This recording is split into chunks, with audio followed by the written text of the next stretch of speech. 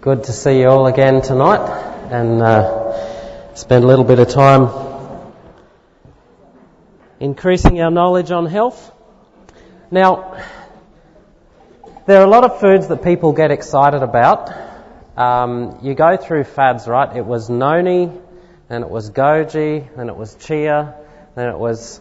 And there are all these different superfoods people come up with to... they say, well, it's got more antioxidants and more this and that than anything else. And they are all good things, but sometimes the simplest things get overlooked because you can't make money putting sweet potato pills in a bottle. But sweet potato is one of those foods that often gets overlooked as a superfood, as a incredible health benefit that you can get from it. And when you think about it, if you buy something like chia I haven't checked prices lately, but I think it's about $20, $30 a kilo. Well, you only got to take a small amount, so you're going to get a proportional amount of antioxidants. If that is double what sweet potato is, or triple, I didn't look that up, but if it is, but I'm going to eat 10 times more sweet potato, aren't I? People say berries have incredible antioxidant potential, but I'm probably only getting a very small serve of berries, but I'm going to have a large serve of something like sweet potato. So in terms of proportions, I'm going to get more. Now, one of the amazing things about sweet potato is its vitamin A content. Among the common foods that you would eat larger quantities of, it's probably second only to carrots. Carrots are much higher than sweet potato, but sweet potato is very high in its own right. Now, a little bit about vitamin A. Vitamin A is one of the antioxidant vitamins. So, vitamin A is good for your genes and your DNA. It's good for immunity, especially necessary for immunity, red blood cell production, healthy skin, and night vision. That's the classic one, you know, the carrots and the glasses and rabbits and all that sort of thing. Seeing at night, eating your carrots, you'll see better at night. If you had a vitamin A deficiency and you start to eat carrots, you'll definitely see better at night. Vitamin A is not commonly deficient in Western society, but if you decided to be a vegetarian and didn't do it in a healthy way, you may get a little low on it. If you were eating just white grain products and not a whole lot of dark greens and veggies and fruits, and you were living a bit unhealthy on a vegetarian diet, you could probably get a little bit low. But in terms of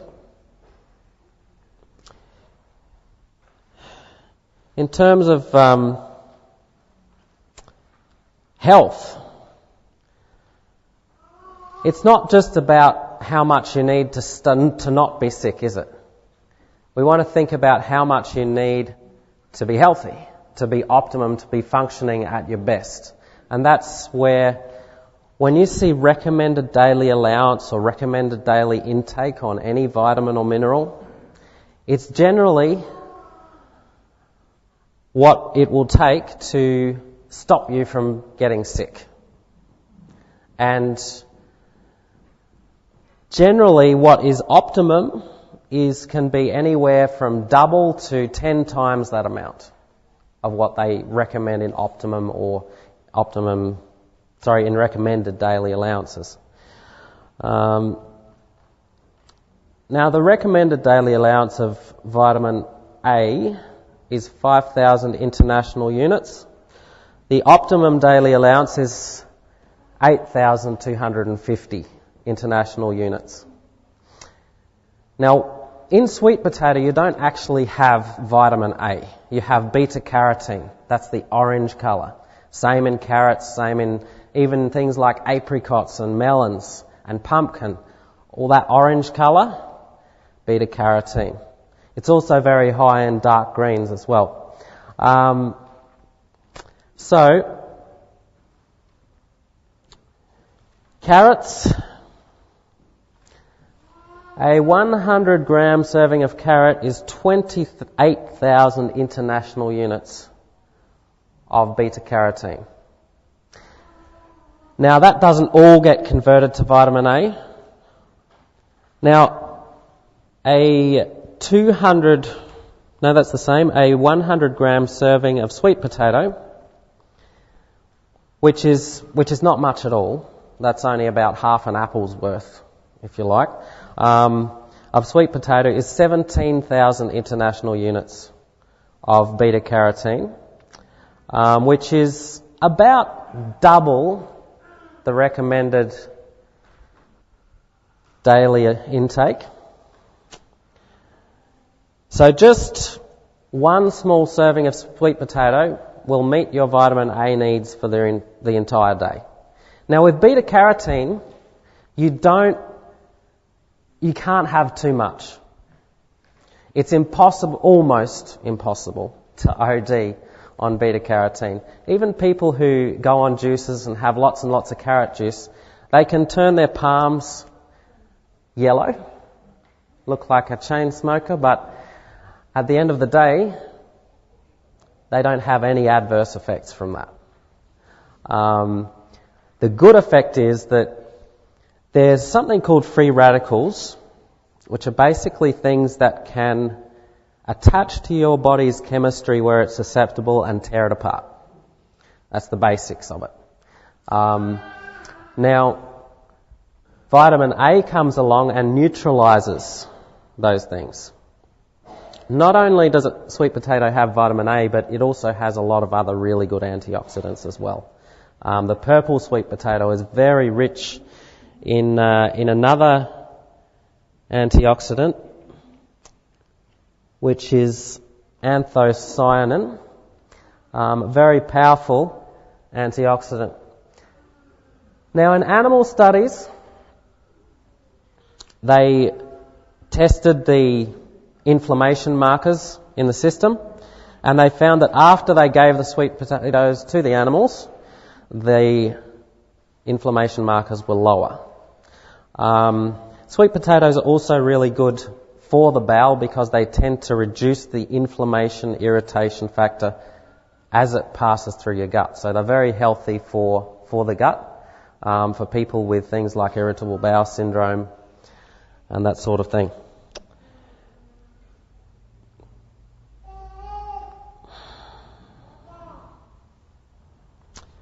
Interestingly enough, sweet potatoes are not native to the islands of Asia. They're actually native to South America. If Christopher Columbus hadn't discovered South America, our tables would be have so much less options on them. Sweet corn, potato, sweet potato, eggplant, tomato, green beans, I think capsicums, all come from South America. So 500 years ago, we didn't know any of those foods. We were limited to things like carrots and parsnips and lettuce and all that sort of thing.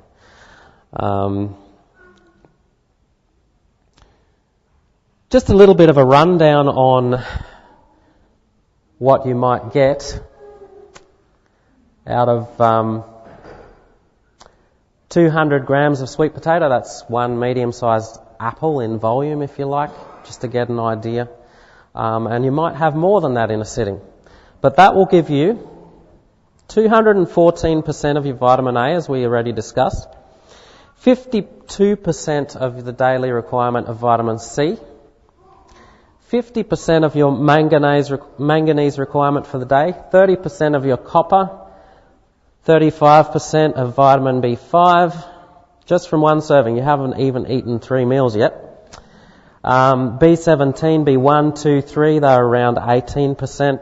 15% of your phosphorus and 8% of your iron needs for the day, just from one small serve of sweet potato.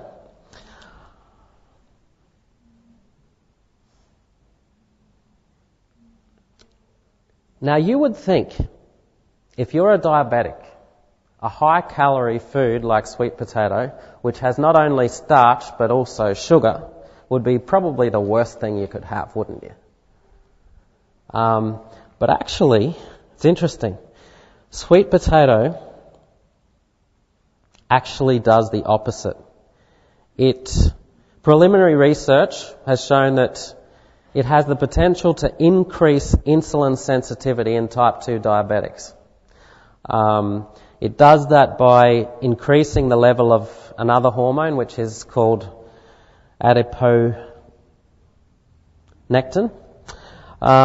which is generally low in people with type 2 diabetes. The American Diabetes Association quoted as saying sweet potatoes are considered a superfood for diabetics.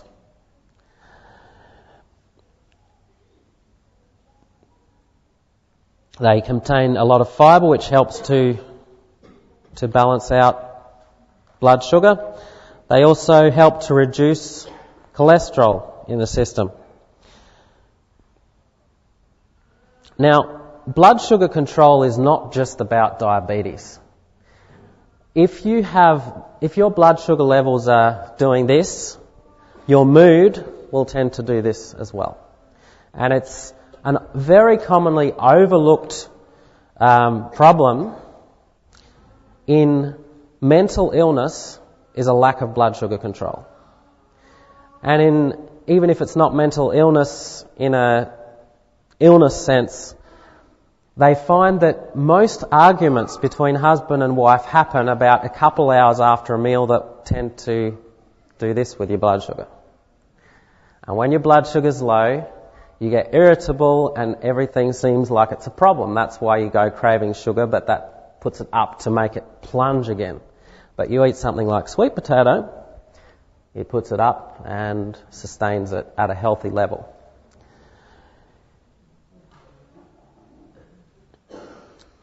If you do have blood sugar issues, and on blood sugar control is directly related to managing your weight.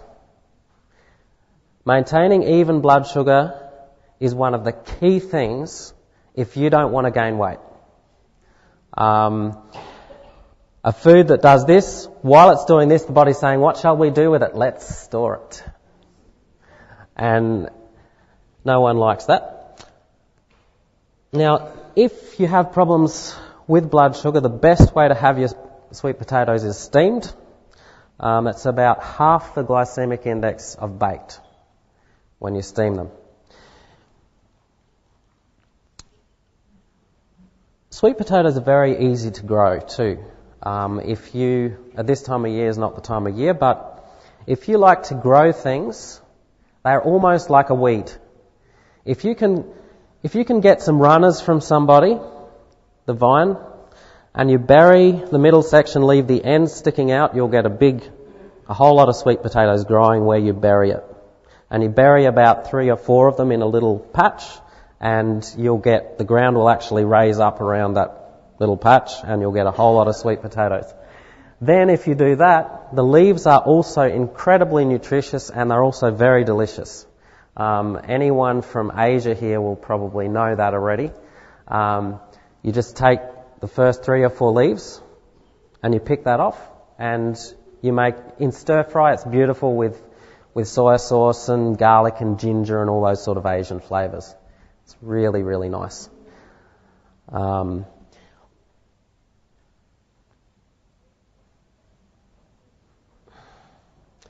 Now, today we're just having a really simple highlight on a food, and I did that on purpose because I want to leave a bit of time today, because we normally run a bit long. I wanted to leave a bit of time for you to ask questions. It doesn't have to be on our topic that we just talked about.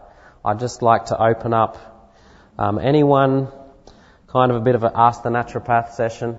Now, I don't have everything up here.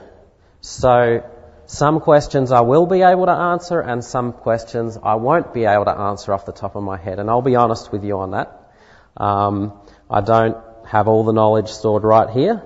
But if you have a question, there's a good chance I can give you some help with it. So who would like to be first? Now, can you just wait a second, please, if you don't mind, if you can use the microphone so we can, it's being recorded, so we'd like to hear your question also, okay? Thank you. Last week you were talking about protein, and you were saying that about half a cup of legumes and rice was enough a day. So should you have protein with each meal, or is it just like once a day just to have? It's good to include protein with the meal in order to maintain blood sugar levels. If you have your starchy foods without the protein, you better be having them with lots of salad if you're having them without. But it's good to include the protein because it helps to balance the blood sugar. It helps to balance out also the profile of the protein between the grains and the nuts and the beans that you're eating. So you get a better quality of protein anyway. So you might have, nuts or seeds, LSA, if you've heard of that, for breakfast, and then you might have some chickpeas through your salad for lunch, or, however you want to do it, whatever appeals to you. Yeah. Thank you. No problem. My question was simple. Just if you steam or cook the sweet potato, do you denature or damage or destroy the beta-carotene at all? Or if you, high cook it, like roasted it, would you damage it or destroy it by any chance? I don't think there is much damage to beta-carotene. Your B vitamins, some of them would go down, definitely, because some of them are heat sensitive. But in terms of beta-carotene, I don't think you get a lot of damage happening to that. Anyone else? Like I said, it doesn't have to be about tonight, or it can be any question you really feel like asking.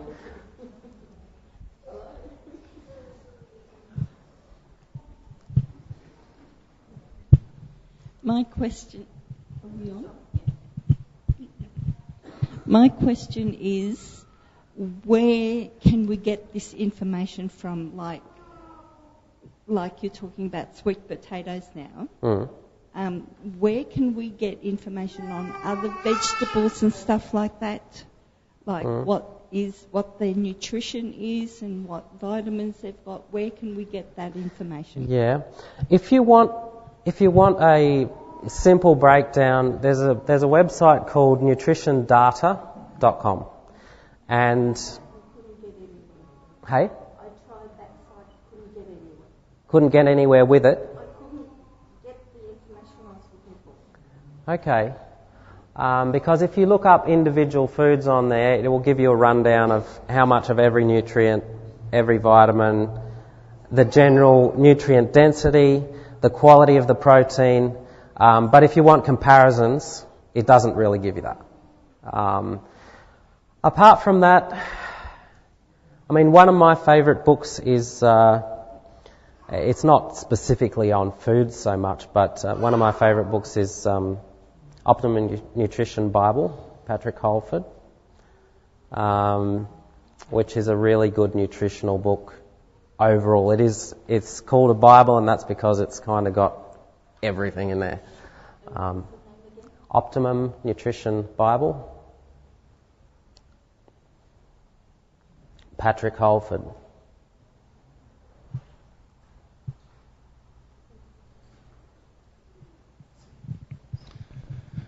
You're talking about minerals in foods.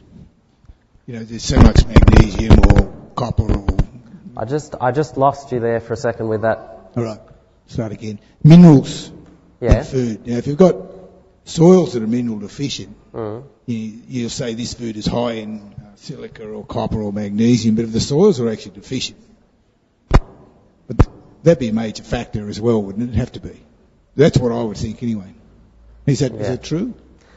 Yes. Generally speaking, our soils have been abused, and if you grow your own garden, it's a great thing to do. If you have the time, if you've got the water, do it, because you will get so much better quality nutrition growing your own than you will. And I guess the thing is, vary the foods you eat. Variety, people say, oh, what's the best food to eat? Variety is the best food to eat. A bit of everything, because then you're getting it from a lot of different places, and it will balance things out, where if you are living on, your mashed potato, peas, carrots and pumpkin 5 days a week with a little bit of lettuce and tomato and onion salad, then you're kind of selling yourself short, because what if those particular foods are deficient, commonly deficient? Well, you'll be deficient then. Whereas if you vary, you have Asian stir fries and you have, all different types of food, and you try different things. Be creative, be experimental. It's not something that we're really known for in Anglo culture. We're not really known for our variety in food. If you're talking traditional English cooking, they were very, just potato, peas, carrots, pumpkin, meat, meat and 3 veg and all that sort of thing. Be a bit adventurous with your food. Yeah.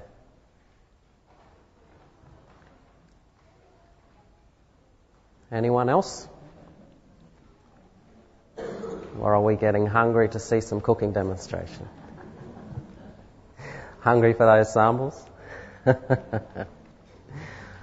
Last chance. Anyone have a condition or anything they want?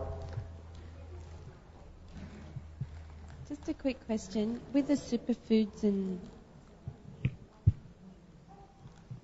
you hear me on my call, please? Sorry, with the superfoods and all those chia seeds and everything, how much do you have to have, and for how long till it takes effect? It's a little bit like asking how long do you have to service your car to get good maintenance, to get a good life out of it. Generally lifestyle choices are much more powerful than sort of blasting a one-off, because you need nutrition every day of your life.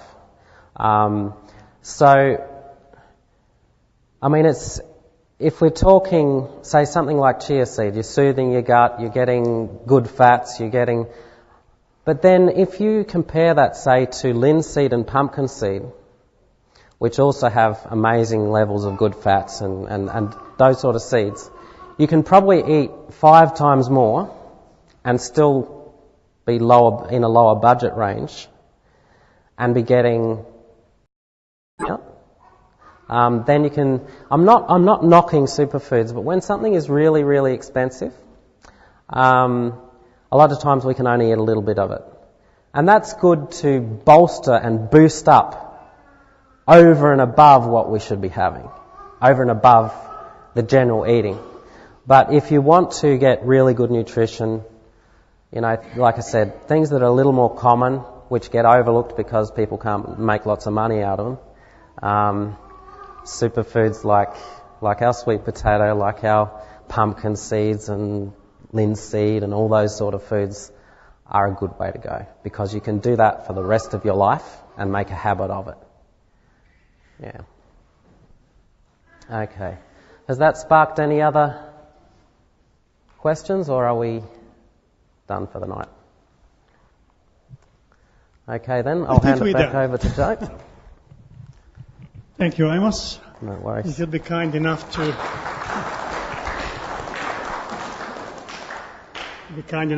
give your mic to Rosetta. I think Rosetta is on first.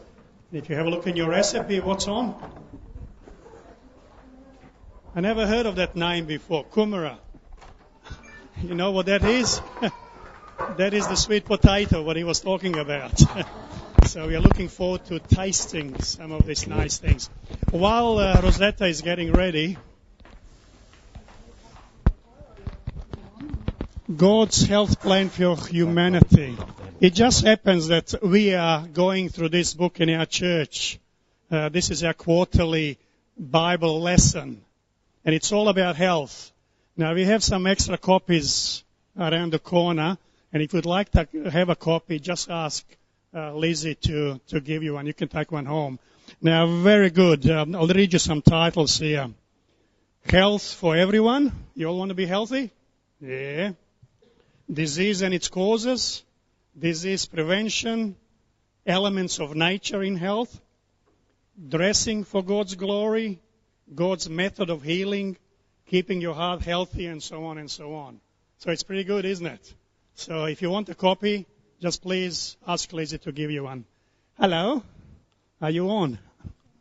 Let me just fix this up a bit. Let's twist it towards. Okay. Okay, Rosetta, you're on. Hi, everybody. Okay, tonight we're hopefully got something a little bit different for you. I hope you all enjoyed last week's, those of you who were here, and I hope you all had a good week, and it's lovely to see you all again. So we'll start tonight with our kumara soup. Do you all know what kumara is? Sweet potato, okay. For those of you who don't,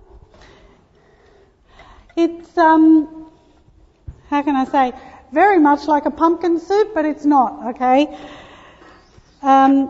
Baked kumara. What we've done, we chopped up our sweet potato, we chopped up our onion, we chopped up our carrot, all peeled, obviously, garlic, and red capsicum. So you just put it all on a tray and put it in the oven, a little bit of coconut oil, just a spoonful, just to coat it. Put it in the oven, and it needs to bake for a good half hour on about 200 degrees Celsius. And then when it's baked, as this is, then the fun starts. It's just a matter of putting it all together. So it's very quick and easy. The longest part is that you have to wait for it to bake, but it's more or less done then, as opposed to just having it boiling. But this gives extra flavour, and it just gives it that extra texture, and it gives a real depth of flavour, so it makes it really yum when you bake it. So what we need to do first, once it's all done and baked, we put it in on the stove for a little bit. Is that on? Full on? Okay. So what we do, we have our stock, which is our chicken macel stock. Yeah, it's a vegetarian. It's just chicken style. It's not chicken. So we preheat the oven. You put everything in the oven, and once it's done, we put everything in our saucepan, which is all nicely baked and full of flavour.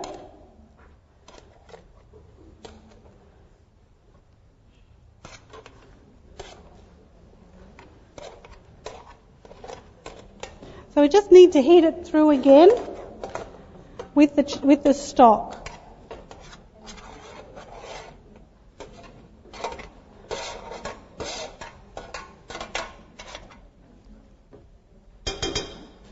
I'll keep that. So we put a litre of the stock in.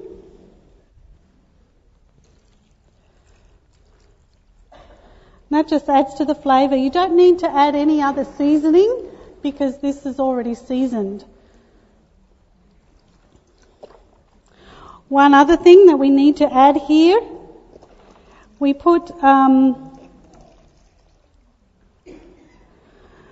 add some dates. Only 4 dates, and that adds to the sweetness. So we've got 4 dried dates here, and we just add it in. And then we just bring that up so that it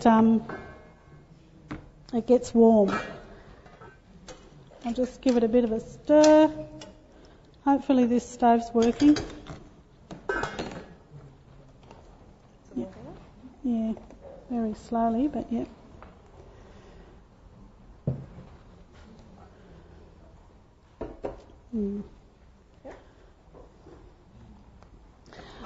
When after it warms up a bit and the dates soften as well when you warm up the soup, then the next step is also very easy. It's just a matter of putting it into a blender. You just put all the soup in, blend it up, transfer it back into your pot, and add your coconut cream. And you can bring it back up to a simmer. I wouldn't boil it again because of the milk that's in it. You don't need to boil it again, but bring it back up to it so it's warm, and then you can serve it just like you're getting it now.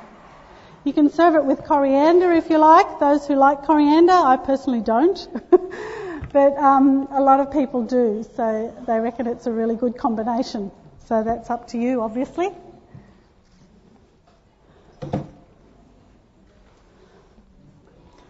They say watch pot never boils.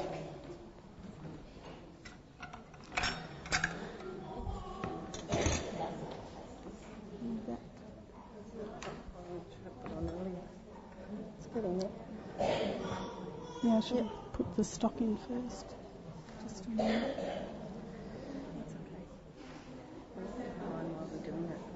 You want it? Yeah, we can do that. Yes. Yes, what I usually do is I put the coconut cream in first into the blender, then you put the stock and the vegetables into the blender with the coconut cream, and then you put it back into the pot.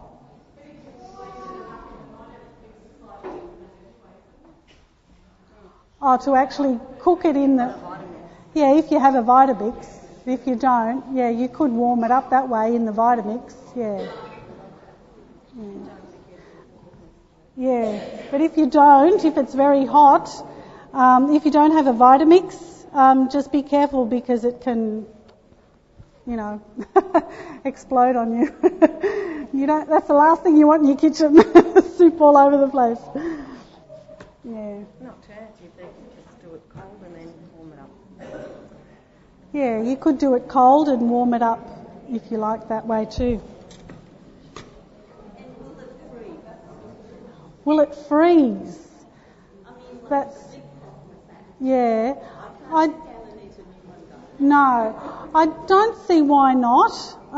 You should be able to. I don't think that you'd have a problem with freezing it. Yeah, just... Yeah, but stir it up, yeah. It should be okay, but I mean, obviously you can try it and see. I don't see why not. You should be able to, because there's nothing in there that would really separate because it's all pretty much together. We might get Lydia to start on the next thing, so that we can just move along while we're waiting for this to go. I'll just move my stuff out of the way.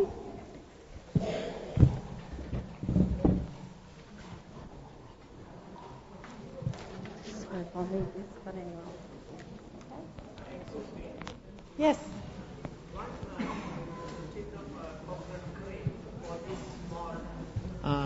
Amount of soup that is made of one sweet potato, isn't it too much fat in this soup? I think coconut cream got fat. Well, we're not putting any other oil or anything like that in it, so it should be okay. But I mean, according to your taste, obviously, if you don't like it, so you put less coconut cream in, and you can put more stock or whatever, depending on how you like it. Thank you. I mean, with all the recipes too. I mean, it's up to you to twerk them how you like. Obviously, if there's something that you like more than others, you add a little bit more of this and a little bit less of that. So it's, every recipe you can adjust to your own taste and like. Can you put it in it because I've washed my hands?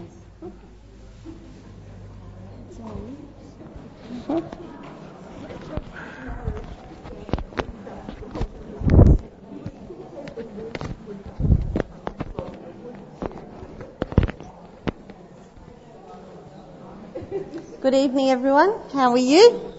Did you warm up a little bit with the soup?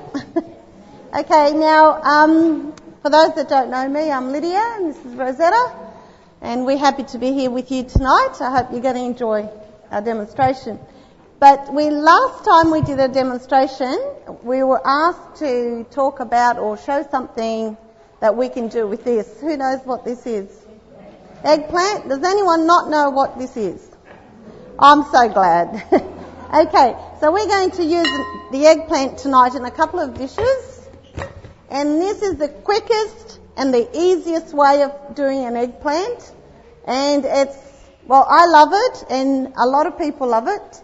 I'm going to transfer Rosetta's pot over here so I can use this side.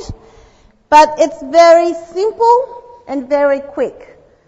All you need a little bit of oil and onion, because onion really gives flavour to all things.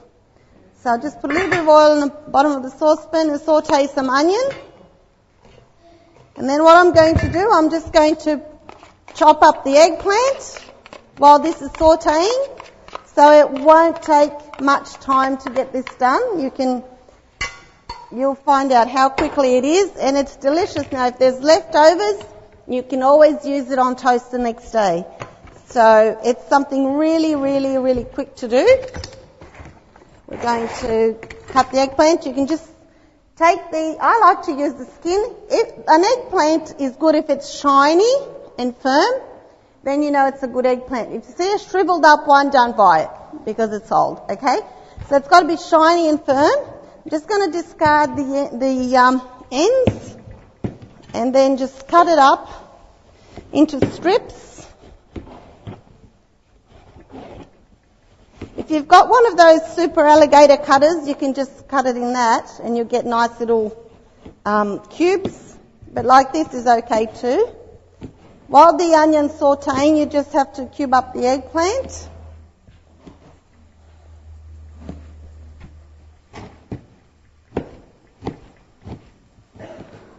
Doesn't matter, you don't have to measure it, just go for it.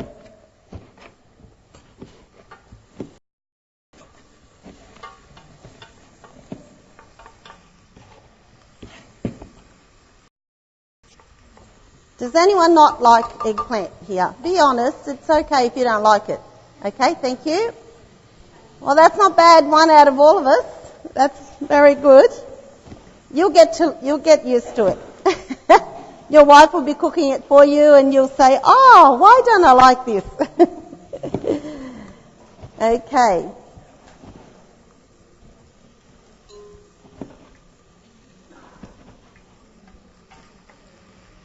That onion's just about ready for this to go in.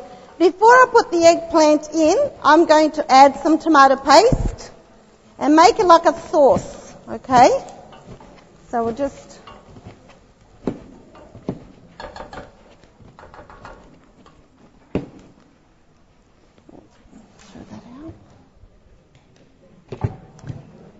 Now with your tomato paste, I said put 3 heaped tablespoons. I'll just take this as a tablespoon. You don't have to be really particular about measuring this because if you like it a bit more, you just add a little bit more or don't add so much, whatever you feel like it. And then you just put the water in. I said 1 cup of water. So just put it in slowly and give it a stir. And at this point I add the salt. That's about a cup. A little bit more. And I'm just going to put a little bit of salt.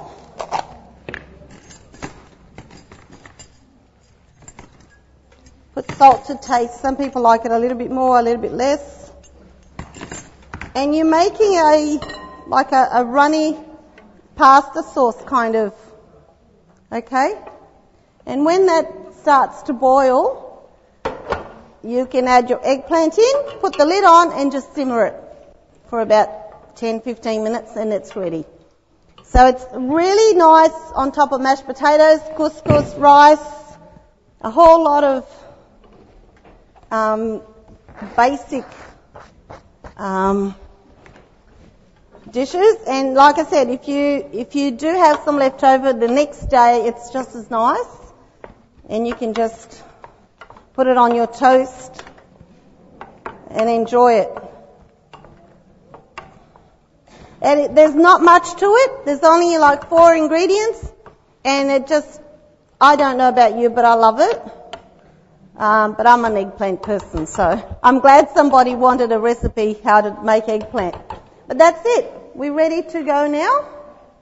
Just let it simmer while you make a salad or set the table, whatever you do, and then it's ready. Very fast indeed. So I hope you enjoyed that. We're going to leave that simmering there. And Rosetta, how are you going with that? Do you want to swap over? And that's almost done. Yep. And later on I'll come back and do something else for you, but Denise will take you further into with the eggplant. So you'll have something else made with eggplant. So by the time you leave here tonight, you're going to like eggplant. I hope. Okay. Any questions? Yes. The eggplant, that will be next. So just have to wait a little bit and Denise will show you how to do that. So, yes. I think we were too fast giving it out to you tonight. I think we should have waited a bit until Denise came. But it's on there. The recipe's on there and we will show you how it's done. Mm-hmm. Do you need that? I've got the... We're done, yeah? Mm-hmm. Thank you very much.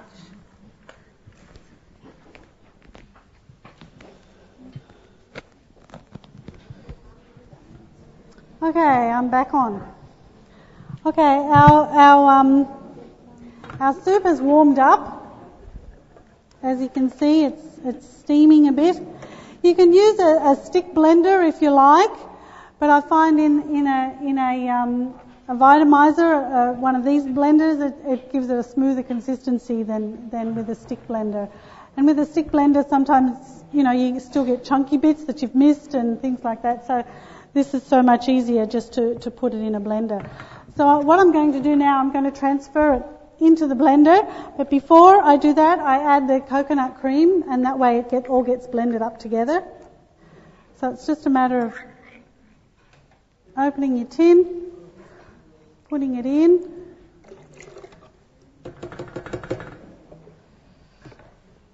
and then adding the veggies.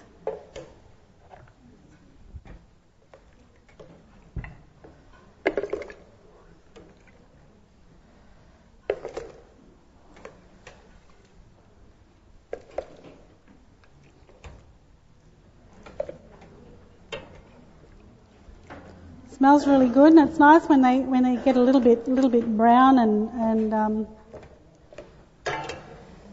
nice and caramelized. Just adds to the flavour.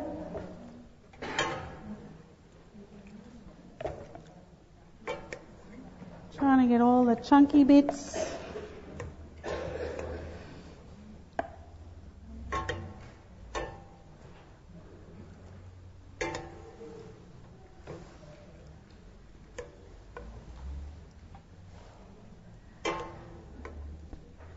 Okay.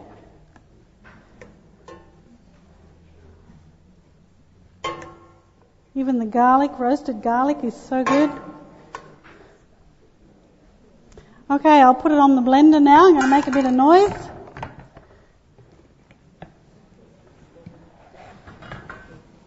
It's behind here.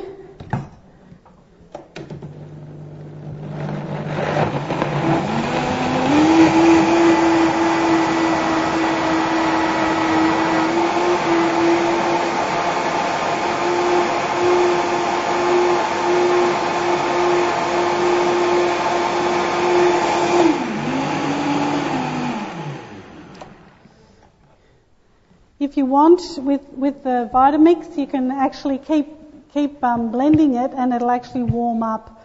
So it's a ready-made soup. It'll actually get quite hot in there.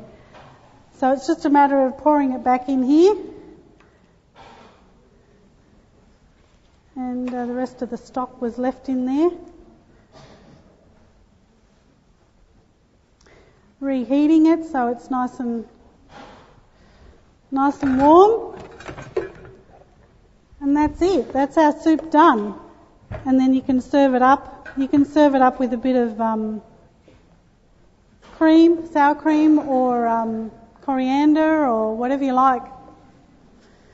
What you usually have pumpkin soup, because it's similar sort of taste and consistency. Some nice crusty bread. It's also good. Some croutons. And lots of vitamin A. Lots of vitamin A, that's Yeah. right, yeah. All the lovely orange colour in there. That's it. Okay, well that's that. Our soup's done.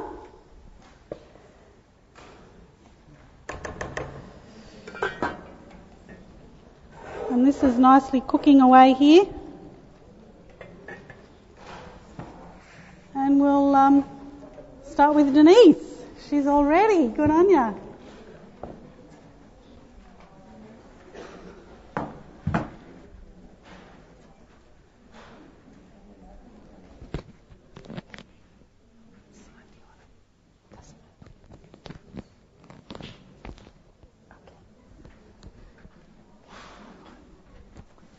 Good evening, everyone. How are we all doing tonight? So far, so good? All right. So I'm going to show you the other eggplant dish that we handed out for you all already. It's the breaded eggplant rounds, and it's even easier than the last eggplant dish that we showed you how to do. I have here some olive oil, which we've put into a spray bottle. The nice things with these spray bottles is that you don't have to worry about any of the aerosol that they have to put into the pre-made oil sprays that you buy in the store. But you can, of course, use that as well if you prefer, if you don't want to purchase one of these. But we use this tonight. And in the place of using egg in our batter, we used our no egg replacer, which we saw in the little health food store that we have downstairs. So you can purchase that easily there anytime that you'd like. And it's really simple and easy to use. I have here some breadcrumbs, just your generic breadcrumbs that you can get at the shop. We have our eggplant slices, which have been marinating in water and salt. I believe they are marinating since the morning, so you need to leave it there for a good amount of time so it really picks up the salt and gets that nice flavor to it. And then we have some wholemeal flour here. You can use plain flour as well. We just happen to have wholemeal here tonight. And I'm going to show you how to whip this up really quick. It's very, very easy, very simple.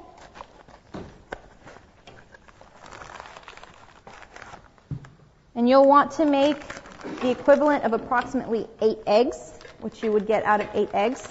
So for every heaping teaspoon of powder, you'll mix 2 tablespoons of warm water.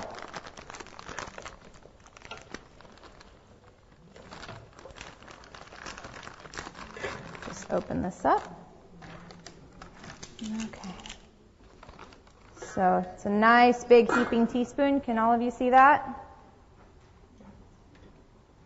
So that's 1, 2, 3, 4, and I want 8 because I want 8 eggs. 5, 6, 7, and 8. So that's that. We'll put this back in the box. And you're done with that. And then we have some water here. Now normally you would use, like I said, you would use warm water, but just for the purpose of the demonstration, we'll just use room temperature. And you'll need a cup of water approximately.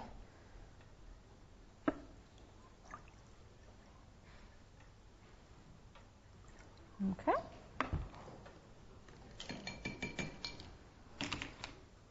So you'll pour that in there. And you'll just want to whisk it up really nice. You want to get it nice and frothy, almost like you would if you were beating egg whites. You get a bit of that foam going on.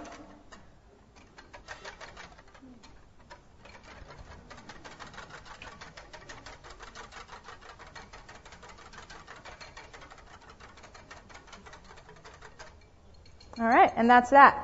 That's your 8 eggs that you'll use for your batter. Just as simple as that. And then what we do is we spray the pan here.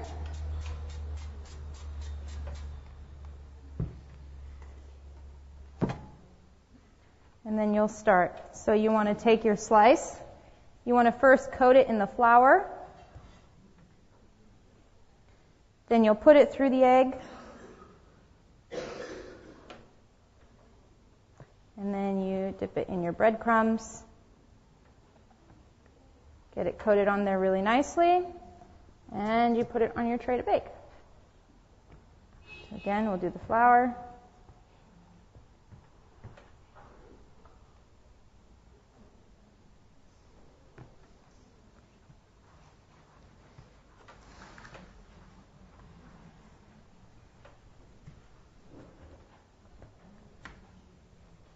And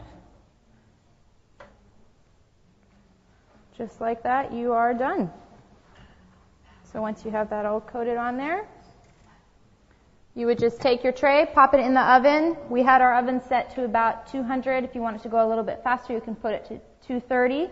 And every 15 minutes or so, you want to check on it. And then once it starts to brown on the top, you'll take each piece and flip it over evenly on both sides. Leave it for about another 15, 20 minutes, and you're ready to go. How's that for easy? And now next, I believe Lydia will be coming back out, and she's going to show us how to make a very yummy dessert.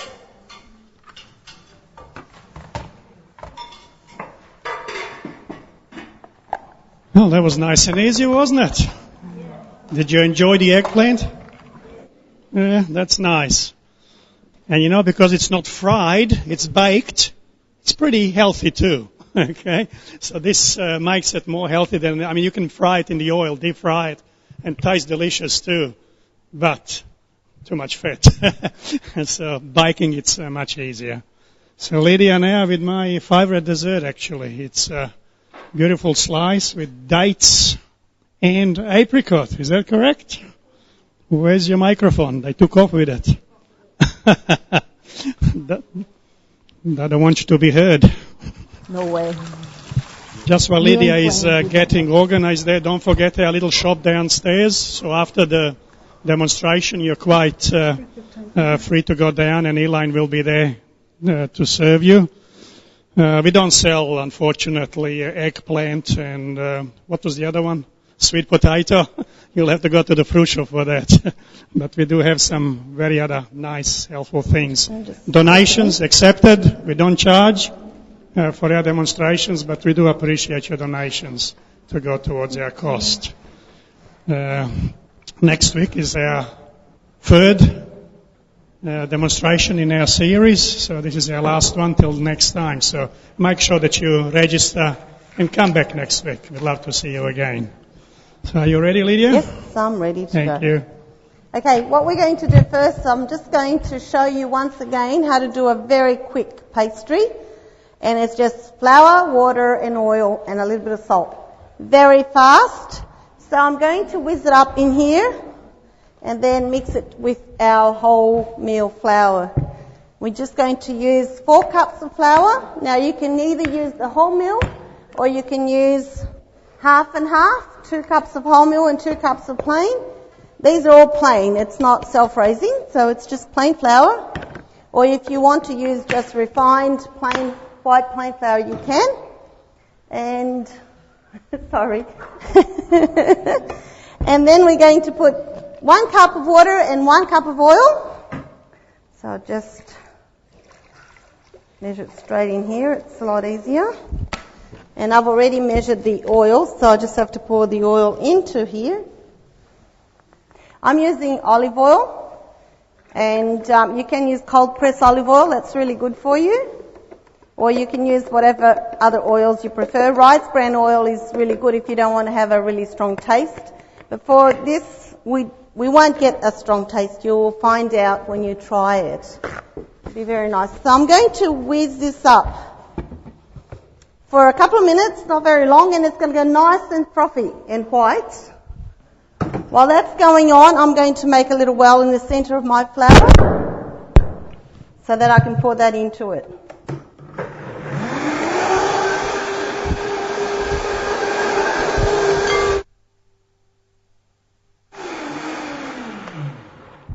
Okay.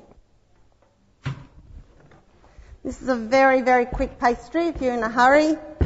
And actually I should have put a little bit of salt, but I can still do it in there. Just a pinch of salt.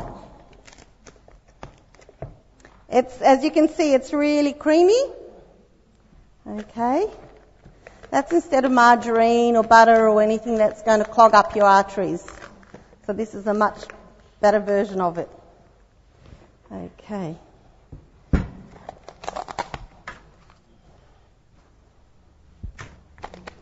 Okay, we'll mix this up, and it'll be a little dough.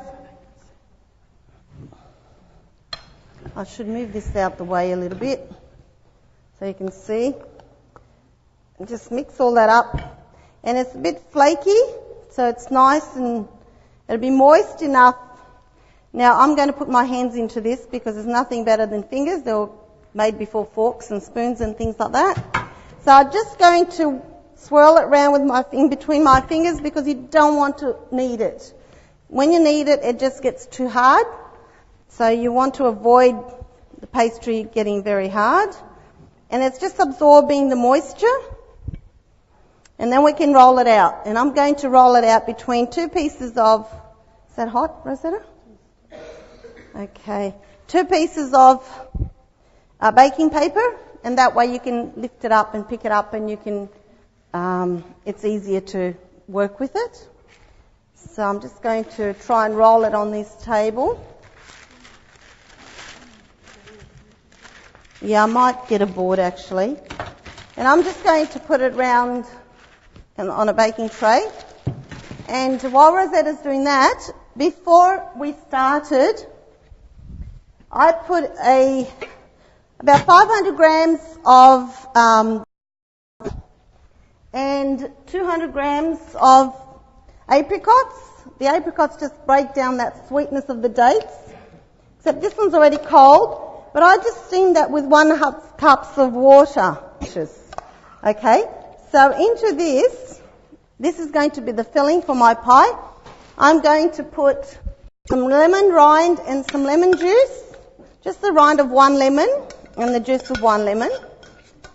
And it'll really, really tastes good.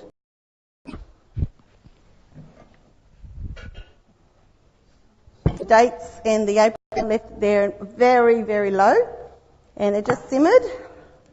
And time and making us sit here waiting for it. So, and then I just added the lemon rind and the lemon juice, and I'm going to put about a spoon of vanilla essence. I like essence, rather extract essence because it's a little bit more natural. Put that in.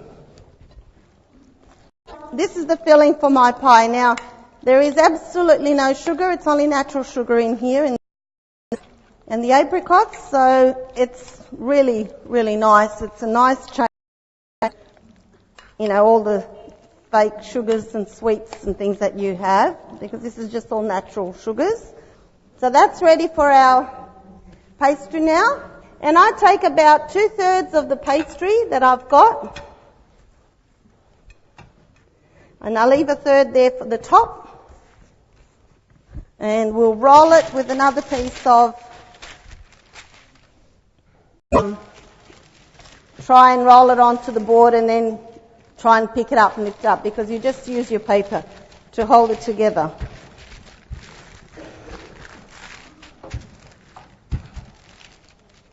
Actually, this one is a little bit dry because the wholemeal flour sometimes there's different flours, and you'll find that sometimes you buy flour and it's really easy to work with, and other times it's very dry. And this one here, unfortunately, is a little bit dry, but that's okay. We'll make it happen.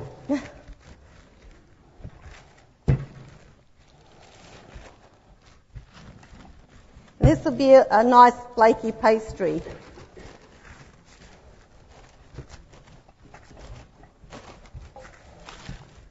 And then you measure whatever tray you have, you can put it up against it. You think, yeah, okay, I need to work it this way or that way a bit more.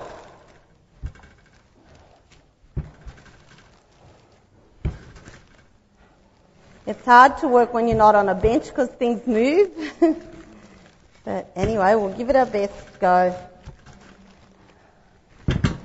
And the pastry is nice and thin everywhere, so it's so much easier than trying to, work it out. And what I do is I roll that back onto the rolling pin. Okay? And that's done. No, it's not. Now we're going to put it over the tray. And you unroll it, start the end going. Okay, you unroll it as such.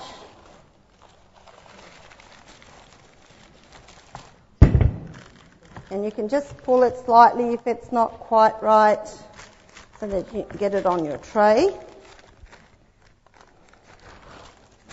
And you just make it fit. Break a bit here and a bit there, and you make it fit, and you've got your shell.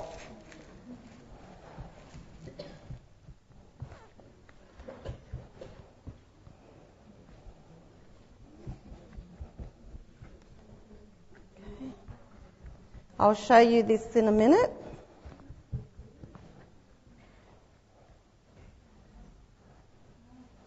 Joe wanted to have lunch today, and he said a slice of that nice date and apricot would be nice right now. I said, no, it's not ready yet. And he was so disappointed. Okay. Just as so. And then you can put your filling in the middle. Now this can be used, this pastry is very, very simple, and it can be used for a savoury pie or a fruit pie, anything like that. So we just spread our dessert onto it.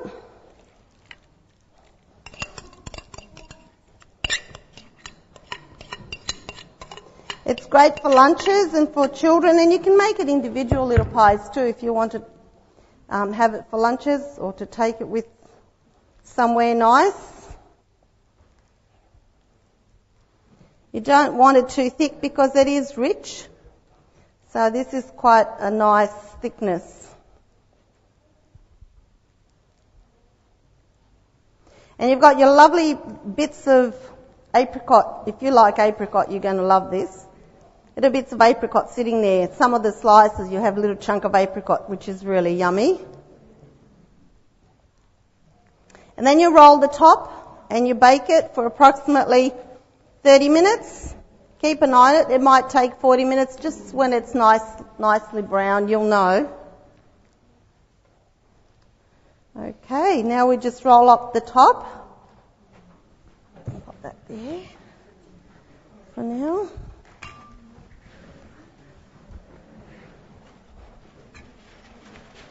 I'll need some more baking yet. Thank you. Top.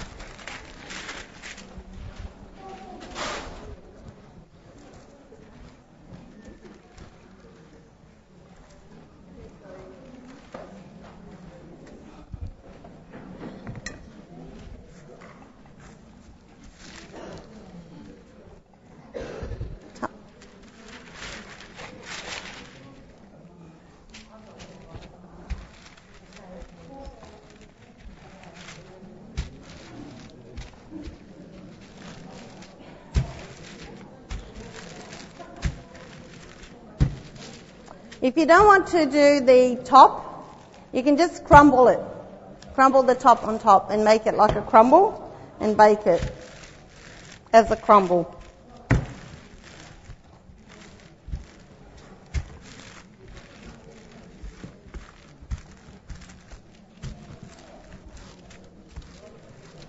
Is it sweet enough?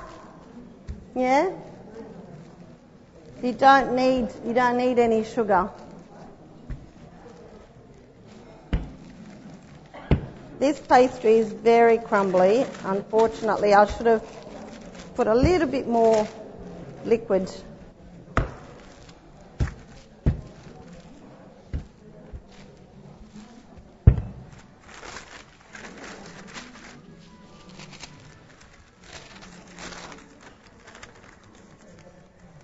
Any questions while I'm doing this? Too busy eating. That's good.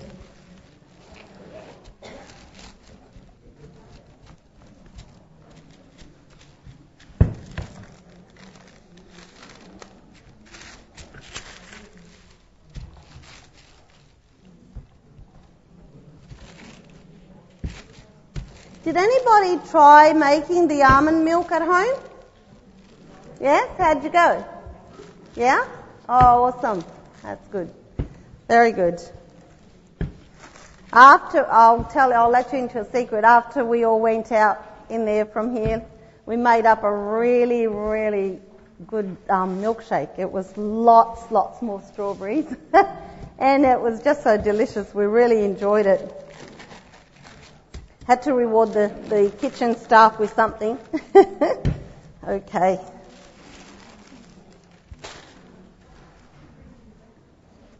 This is going to be a bit interesting because it's very dry for some reason.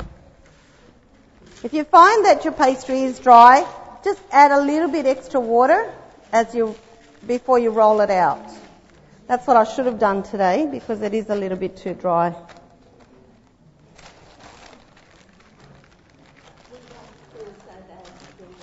When you do it,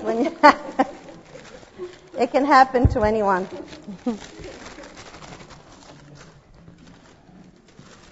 Okay.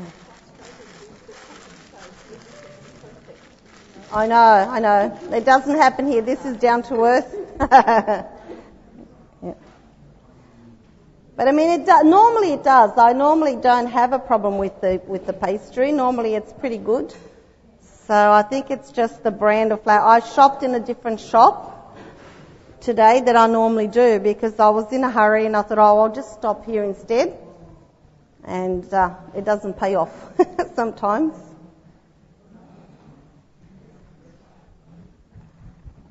It doesn't matter. It'll still taste as good. And then I'll just trim the edges. I'll just use the back of the knife so I don't cut through the baking tray.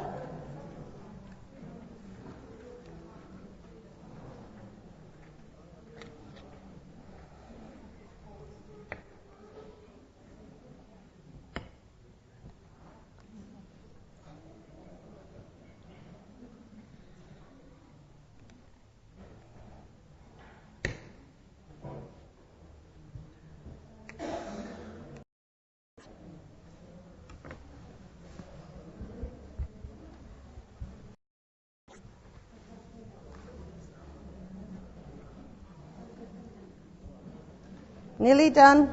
You can actually get creative and you can do lattice work on it or whatever you like as well, but just for tonight we'll just have it plain. There we go. All done. Now we'll just pop that back in the oven now and we'll enjoy it later. Any questions? Nice? Oh, that's good.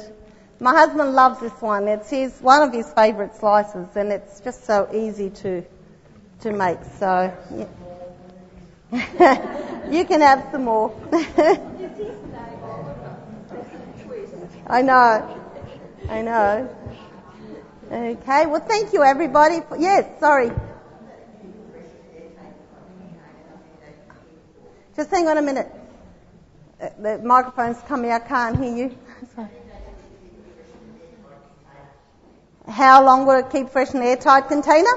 I'd keep it in the fridge, even if it is airtight, probably a week. Yep. If it lasts that long, somebody said. Okay. Actually, you probably can freeze that one if you want to, and then just, you'll be able to freeze it. Yep. I think that's all done, Joe. Yeah, I've made a big mess here, but that's okay. That's what it's all about. Your husband cleans. Yeah, I know. It doesn't matter how much mess you make. Well, thank you. I hope you enjoyed it tonight. And we are looking forward to seeing you next week. So please register if you didn't. Come on out, girls. Denise, Amy, Vivian. I'm just going to wash my hands. Whoever's in the back. I'll come back. Yeah, again, we need to thank our ladies, because a lot of work involved in the back. So they're all day doing little things, and some of them even start at home. So here they are, Amy, Vivian, Denise, Rosetta, Lydia, and we have Lizzie around the corner, the boys on the electronic gadgets and cameras. So thank you all for being here, and we'll have a little prayer before you go, and God bless you. And if you want something from the shop, don't hesitate to go down, and the free literature, free books. So let's bow our heads. Loving Heavenly Father, we are thankful once again that we were able to spend this evening together, learning, experiencing new things. For we want to be healthy, and we want to be happy. So bless us as we leave this place. Keep us safe till we meet again. In Jesus' name, amen. God bless you. Enjoy your evening. Enjoy your week. And we'll see you next week. Good night.